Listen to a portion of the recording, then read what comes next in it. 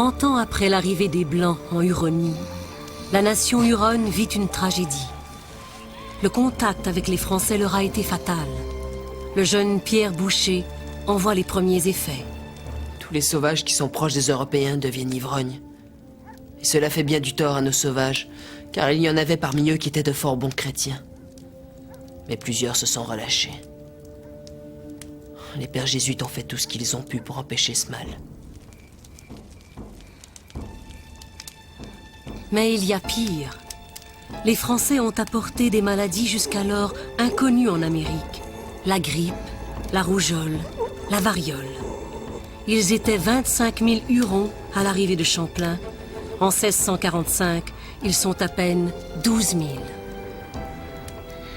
Ce sont les robes noires qui nous font mourir par leur sort.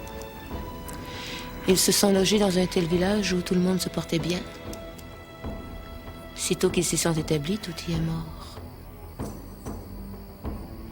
Ils sont allés visiter les cabanes des autres bourgs. Et il n'y a que celles où ils ne sont point entrés qui aient été exempts de la mortalité et de la maladie.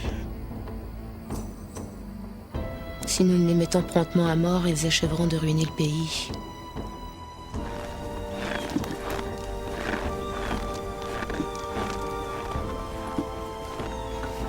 Les Jésuites voient les souffrances des Hurons, mais ils ne comprennent pas qu'ils en sont la cause. Ils font de nombreux convertis, mais ceux qu'ils baptisent sont des agonisants. La nation huronne est démoralisée, profondément divisée et affolée.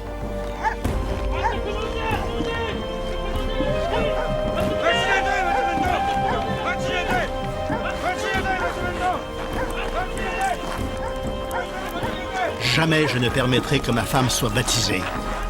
Je déteste la foi. Je maudis le Dieu des croyants.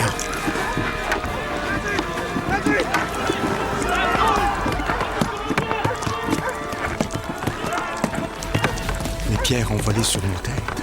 Les croix ont été abattues et arrachées.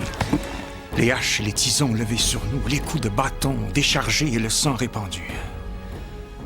Bien loin de réprimer les violences et d'arrêter les coups de ceux qui s'étaient rués sur nous, les aînés les ont excités à faire pire.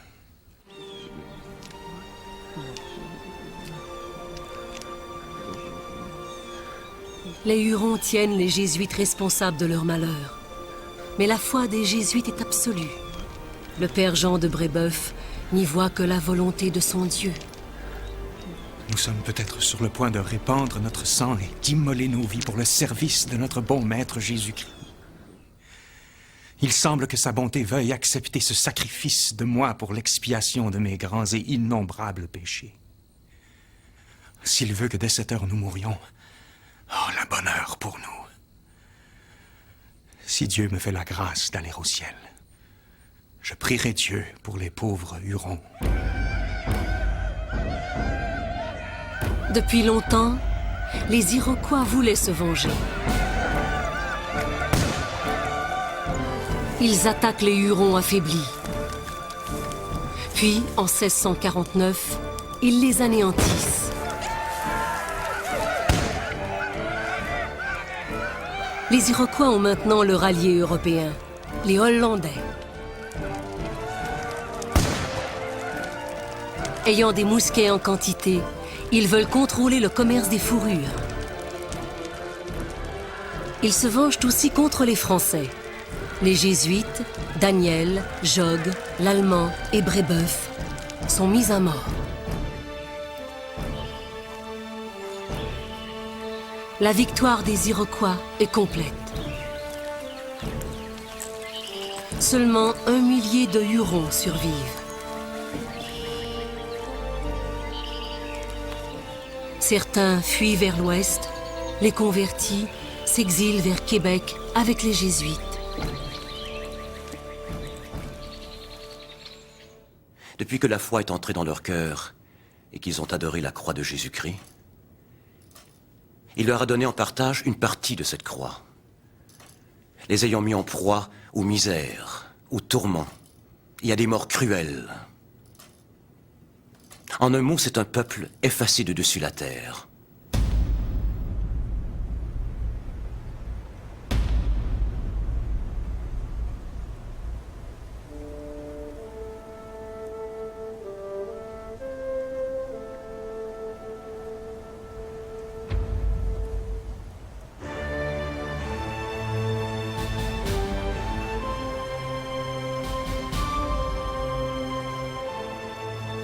Mon frère, tes yeux te trompent lorsque tu nous regardes.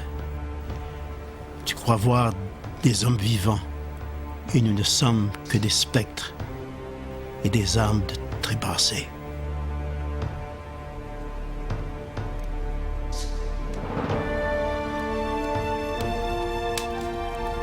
Une grande alliance avait permis aux Hurons et aux Français de dominer le commerce à l'échelle d'un continent. Mais la rencontre des deux cultures a été fatale aux Hurons.